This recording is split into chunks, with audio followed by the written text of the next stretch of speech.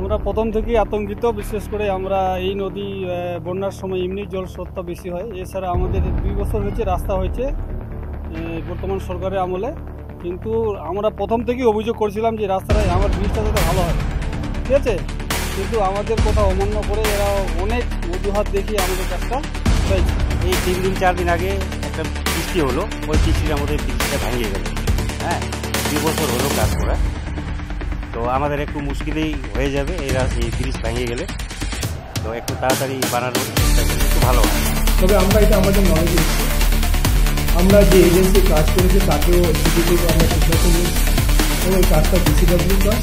তারপরেও যেহেতু পঞ্চায়েত সমিতির আমরা দায়িত্বে আছি, আমরা দায়িত্ব নিয়ে বলছি 2-1 দিনের মধ্যে বর্ষার জলটা একটু বন্ধ করে আমরা সেখানে গিয়ে কতটুকু কী ব্যবস্থা করা যায় সেটা আমরা অবশ্যই করছি।